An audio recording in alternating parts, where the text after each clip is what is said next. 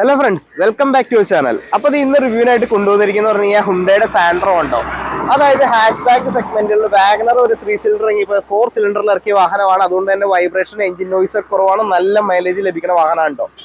വണ്ടി 2019 ആയതുകൊണ്ട് ആ ക്വാളിറ്റിയും കാണാനായിട്ട് സിംഗിൾ ഓണർഷിപ്പ് ആയിട്ടുള്ളൂ. വെറും 44,000 കിലോമീറ്റർ ഈ വണ്ടി ഓടിയിട്ടുള്ളൂ.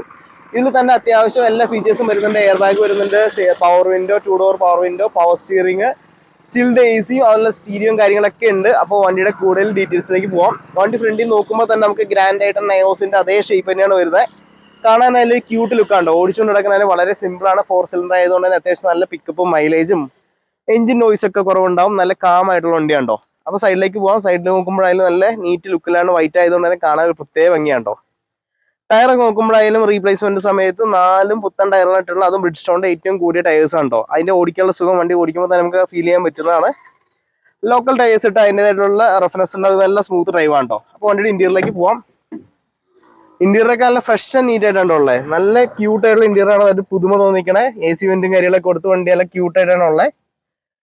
അതുപോലെ ആ കമ്പനി സീറ്റ് കവറിന്റെ ഒക്കെ ക്വാളിറ്റി കാണുമ്പോൾ തന്നെ അറിയാം വണ്ടി എത്രമാത്രം സൂക്ഷിച്ചാൽ കൊണ്ടുവരുന്നുണ്ടോ. അപ്പോൾ വണ്ടിയുടെ ഇന്റീരിയറിലേക്ക് പോവാം. കയറി ഇറങ്ങാനൊന്നും വലിയ ബുദ്ധിമുട്ടോ കാര്യങ്ങളോ വരുന്നില്ല. അപ്പോൾ വണ്ടിയുടെ ഇന്റീരിയർ കാണിച്ചു തരാം കേട്ടോ. ഇതാണ് ഇന്റീരിയർ വരുന്നത്. ആ എ സി വെന്റും കാര്യങ്ങളൊക്കെ നോക്കുമ്പോൾ ആ ഒരു റൗണ്ട് ഷേപ്പിൽ ബെൻസിനോട് സമാനമായിട്ടുള്ള എ സി വെന്റ് തന്നെ പറയാം. അതുപോലെ തന്നെ ഡാഷ്ബോർഡിനൊക്കെ മൊത്തത്തിൽ പുതുമയുണ്ട്. ഫുൾ ക്വാളിറ്റിയുള്ള മെറ്റീരിയൽസും കാര്യങ്ങളൊക്കെയാണ്. എയർ ബാഗ് ഒക്കെ വന്നിട്ടുണ്ട്. അതുപോലെ 44,000 കിലോമീറ്റർ അവിടെ ഓടിയിട്ടുള്ളത്.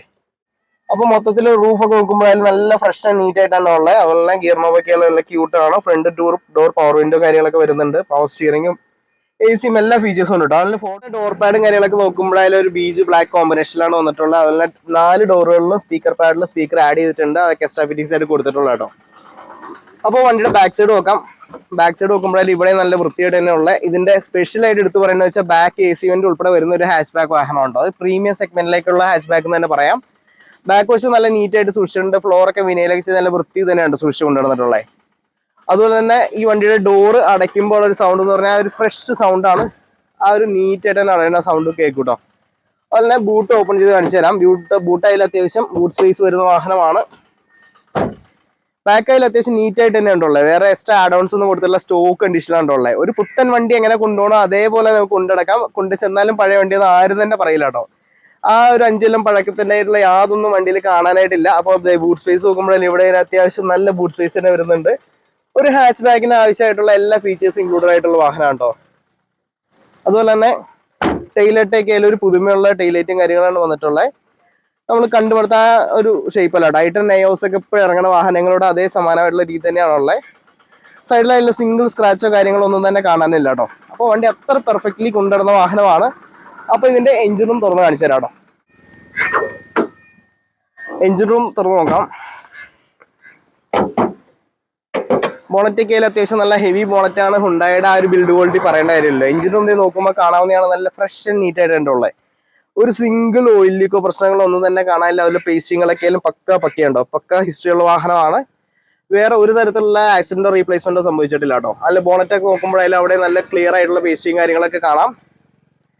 അപ്പോൾ മൈലേജ് വൈസ് ആയാലും വണ്ടിയുടെ പെർഫോമൻസ് വൈസ് ആയാലും ഡ്രൈവിംഗ് കംഫോർട്ടൊക്കെ ആയാലും പെർഫെക്റ്റ് എന്ന് പറയാം. 100% ഗ്യാരണ്ടീഡ് ആയിട്ടുള്ള വാഹനമാണ്. ഈ വണ്ടിക്ക് നമുക്ക് ഫുൾ ലോൺ ചെയ്യാം കേട്ടോ.